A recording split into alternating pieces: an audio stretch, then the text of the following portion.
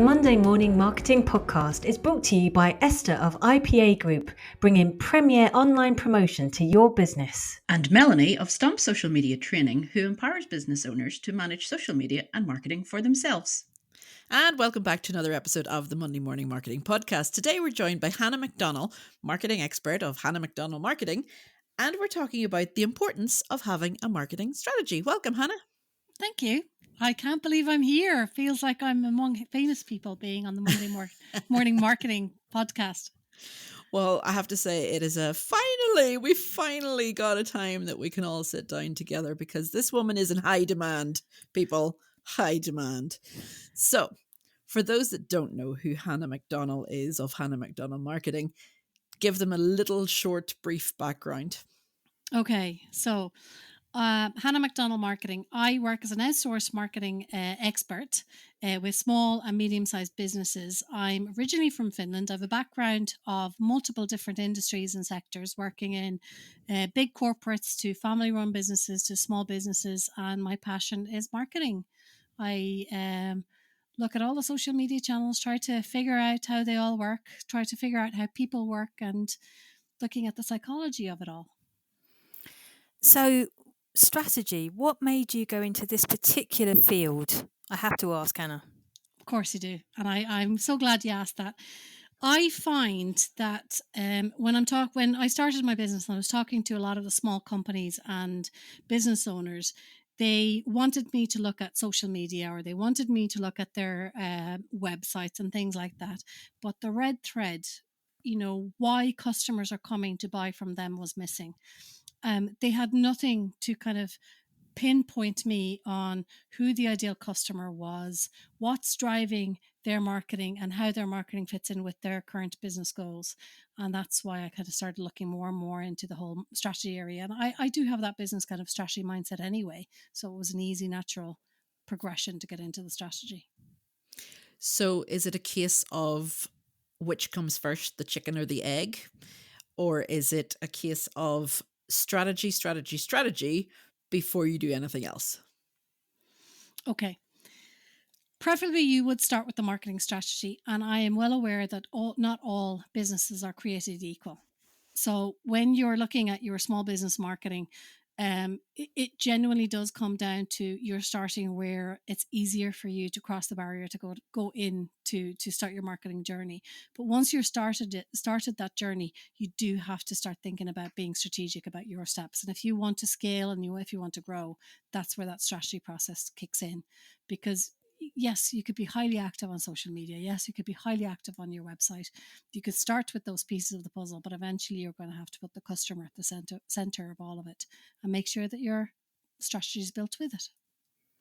So, as you know, Hanna, but as an avid listener, every single week, and I'm not even being sarcastic, in the spot, guys. Here. We know she does.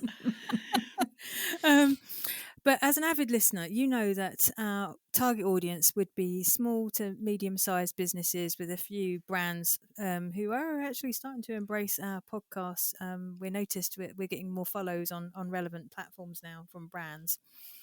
So tell us, Hanna, where do we start with a marketing strategy? And what kind of resources do we need to pull from in order to create one? Excellent question. What I tend to start with when I talk to my clients is I ask, do they actually know who their ideal customer is? And I start with the customer. Part of the journey for all companies, yes, you can start with a why and why the business is in existence, and you can start with the kind of positioning, things like that. But if you don't know who your business is serving, okay, you're not going to be able to build your marketing for that business either. So I always start with the customer, and then it's easier to go on from there to look at the pain points that business is solving for the customer. It's easier to look at where that customer's hanging out, be it digitally or offline.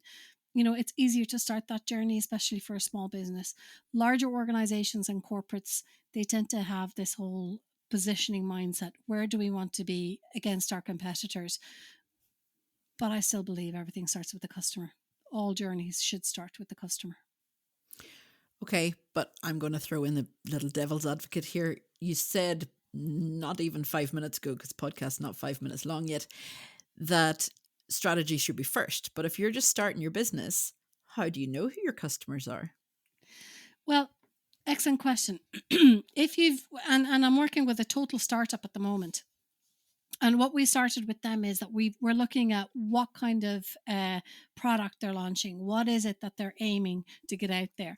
And we're trying to work with them through kind of that conversation to see who the ideal customer is, using benchmarking, using who they've, looked at their customers or their competitors and who those are, and looked at their customers and trying to map it out that way. No, they don't necessarily have a thought process around their ideal customer yet, but they do have a thought process around who they would want their ideal customer to be with. When you're a more established business and you've thought about that process, you're going to start taking in who you've worked with, who you didn't like working with, more to the point, and you're going to take into consideration some of the metrics that are built around, say, your social media or in your CRM system, and you're going to be able to get a more holistic approach to building that persona. But if you don't have any of that detail, who do you want to ideally work with, and how are your competitors that you've been able to establish? What kind of customer are they dealing with? And it's going to be easier to start that persona journey with that. Good answer. So we've talked about the customer avatar being first as part and parcel of the marketing strategy.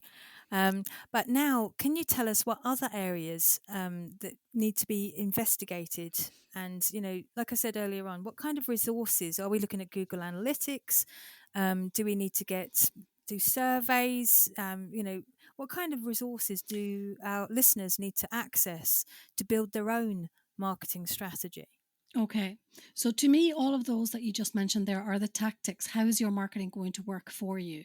When it comes to strategy, some of the things that I would first be looking at before I go into any of that kind of level of detail is I would take a look at the competitor analysis. How do you stand out against your competitors? What's your unique selling point? How are you going to get that key messaging across? What are the pain points that you're solving? Because that's going to be key when you're going to go into looking at your social media, looking into your Google Analytics, looking into any of that kind of, building that marketing that's going to work in getting that person to become your customer. So from a resourcing point of view, yes, you can put budget towards it, but it's sometimes something simple as post-it notes can work really, really well. Take a couple of post-it notes, look at what kind of questions you're going to be asked or have been asked by your clients. Is that something you're solving for them? So that becomes the unique selling point because you're solving that problem. Then you're thinking about, well, I've got customer X. They're always talking about my Instagram account. So that's something that, maybe you want to put more into your advertising spend onto Instagram because you already know that your messaging and your clients are coming through Instagram. So beef that up a bit. You don't have to be everywhere. Just focus on the things that are working for you and build it up from there. Resourcing. When you talk about resourcing, don't forget your own time has to be accounted for that as well. Because we know each other's time is amazingly short and my Wi-Fi is awful, I'm going to have to step out and leave you guys to continue because my signal is just crap. But, Hannah will be catching up very soon. And I'm Tomorrow, still here, actually. so don't go anywhere, guys. Yeah, you stay there, guys. They're going to continue.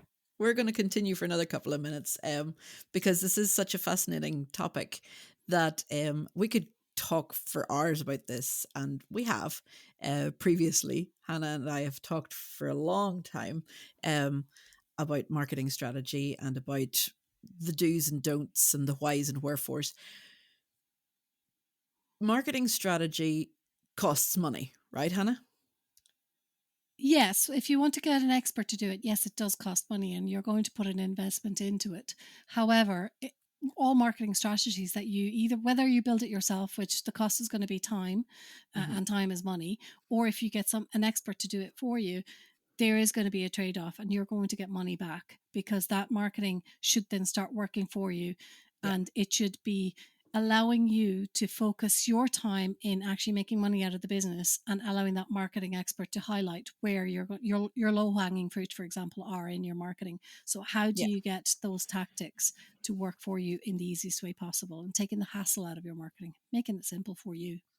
Yeah, because that's one thing that we've talked about many, many times in the podcast is don't spread yourself too thin. And you mentioned it yourself, you don't have to be everywhere.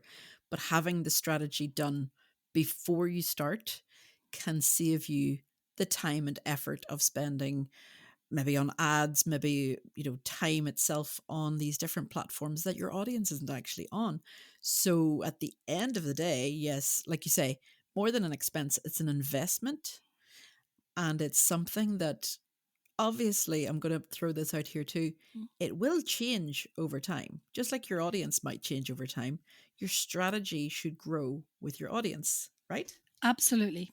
I'll use myself as an example here. When I started my business, I was looking for a lot of social media customers, and I was managing social media accounts. And as my company has grown and as I've developed more in my business, I've realized that in actual fact, the social media customers gave me a certain type of an experience. And they're no longer part of that, necessarily of that main customer persona. They might be somebody that I upsell my services to, but they're not the main person that I want. So therefore my marketing strategy for my business has grown and has changed. As your business goals, change and develop, your marketing strategy and your marketing goals should change and develop with that business goal that you set up and business strategy that you set up for your business. Yeah. Yeah. And like I said, your audience can also not even change, but they grow.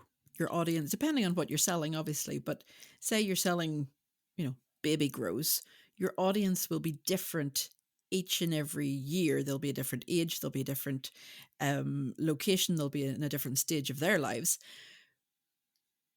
So you might not get the same return customers. And obviously, trends change over the years as well. So, should people thinking of marketing trends, should people be trying to keep up with marketing trends or like jump on them straight away or wait and hold back and strategize it like for months before? What's a happy medium is what I'm getting at. How long is a piece of string? Yeah, and the reason why I'm saying that obviously is it totally depends on in the business that you're at. Yes, there are fantastic hashtags like TikTok made me buy it. If there's a service or a product out there that is at the top of people's minds or at the front of people's minds right now, you do need to jump on that trend so that they come and buy it off you. But if it's something like a business or service that it will take people a long time to think whether they're going to purchase that particular product or service, then it may not be that you jump on the trends because the trend isn't going to convert. And at the end of the day, you have to think about the lifetime value of the client.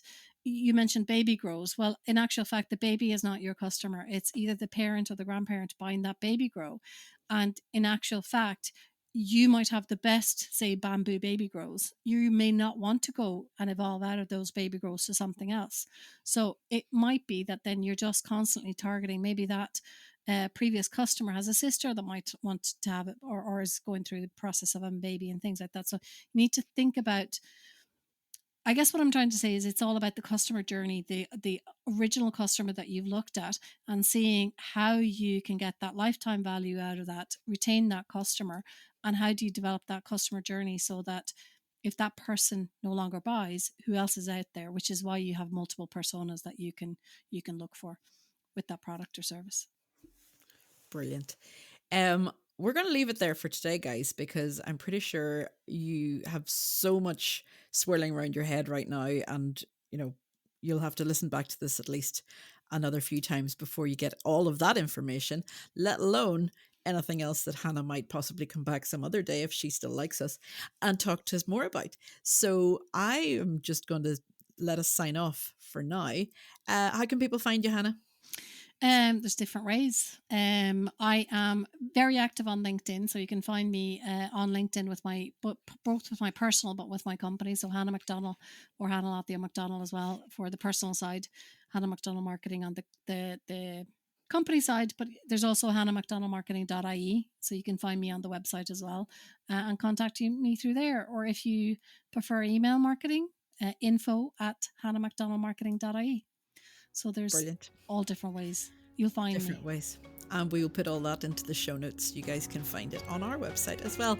Thank you again for joining us today, Hannah. You've been an absolute star, and we'll be back next week with more Monday Morning Marketing. Until then, bye-bye. Bye. I'm glad you said goodbye, because not all our audience said goodbye. Not all our guests, say goodbye. Really? I Some wasn't sure if I yeah. was meant to, and then I thought it was better. Yeah. Don't leave our audience hanging. I got so tongue-tied.